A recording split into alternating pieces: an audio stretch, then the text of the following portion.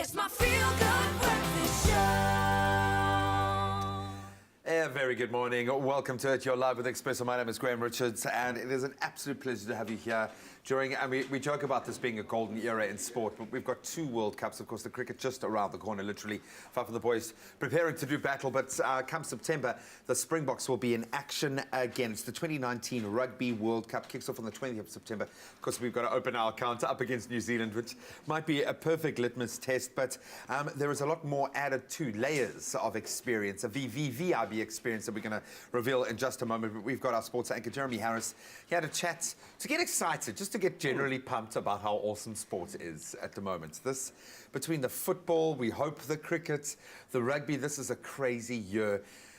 Have you started really sinking your teeth into the Rugby World Cup yet? I almost feel like I need to move past UEFA and then we can start talking about even cricket, you know? Yeah, just have a bit of a lie down first. But how excited, knowing where the Springboks are and this wonderful rebuild of the brand, apart from anything else, of where this team is, how are you feeling about the World Cup? Look, for some bizarre reason, the Springboks seem to enjoy Rugby World Cup tournaments. They enjoyed that particular competition, maybe more than any other competition. I'm not too sure what it is about it, but we've always done well at Rugby World Cups. And I'm expecting more of the same. I'm expecting them to just come along with some sort of X factor in Japan in September. And, you know, prove me wrong then, but I mean, I'm sure we're going to see a slightly different, Springbok performance. Yeah, I mean, there are lots of indicators. I mean, ultimately, the lads have to do it when they're out there and step up, and we need those individuals to do that. But there's certain key roles, like the Andre Pollards, guys like that that you know are going to need to kick every point, that are going to need to play the pivot. Certain leaders that we need in the mix there, the likes of the Eben Etzebeth. And we need our captain, fantastic Sekulisa, these kind of guys to play that part. And there's a sense that they're up for it. Yeah. Can we win this World Cup, knowing where probably the All Blacks and maybe Wales are this year? I don't know. Well, I mean, look at the group we're in. We're in the group with the All Blacks, first up, as you said. And I mean, if we are able to get past them, and even if we're not able to get past them in that opening game, the fact is, top 2 teams out of each group go through. And I mean, it's still a tough ask to get past them, but the fact is that, it's a one-off game that you've got to play to get through to the quarterfinals, semi-finals, and final. And as I say, they seem to lift themselves for these games. And talking about the leaders in the team, it's no longer just the one person who wears the captain's armband. There's a group of guys who step up.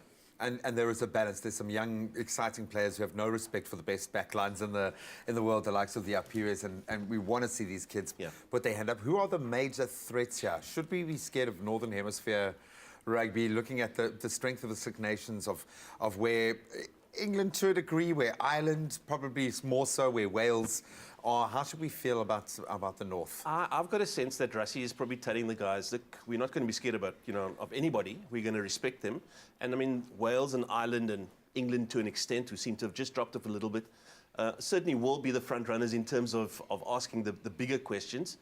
But, I'm going to hold firm on my view that goes, the Springboks at a Rugby World Cup is a slightly different team. We come with 100% plus a little bit extra. Are they your favourites? The Springboks are. I mean, look. I mean, with you're a professional, you're a journalist. Would you say they hold that cap, or is it the All Blacks sitting on that pedestal ready for someone to knock them off? And talking about the Springboks doing well in World Cups, yes, but the All Blacks seem to not enjoy it that much. Yes, they've won 3, but they've stuttered along the way. They've clawed their way to wins. I remember that one in 2011 where they clawed past France in the I was going to mention, we just need France to come and spoil the party for us. Because they're another team that do rise to the occasion for some reason in the World Cups.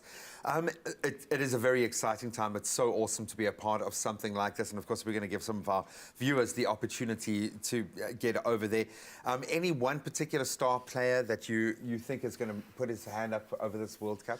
Look, for me, the key position in a rugby team is normally 8, 9, 10, just that link backline to forwards. But I've got a sense that this could be Andre Pollard's World Cup. Yeah, I've got a sense that he is a general in the making. He is certainly a captain in the making. And, he's going to be one of those leaders that we spoke about. And I've got a feeling that at the end of 2019, or Rugby World Cup 2019, he's going to be one of the players that we're going to celebrate. And as amazing as he's been, he still hasn't lived up to that potential. I was lucky enough to see him start at the schoolboy level, see him play a couple of matches, then play in the under-20s when he was still really young, and step up in that moment, and thinking to myself, like, this is he like some kind of genetic experiment to create the ultimate rugby player? But he's also a fantastic guy as well, and I think his time has come. So lots to get excited about, and we really want to make it that much better for you. Jeremy, thank you so much. Thanks, we're going to connect a lot, and soon we're not even going to be able to talk. We're going to be so excited. It's just going to be like streaming tears, especially when you've got PJ Powers in the house. We might even ask for a rendition of World and Union. But if you are keen to get to Japan to experience firsthand things like captain's runs and an opportunity to see the teams perform live in these iconic moments, then you want to stay tuned. We've got just that opportunity.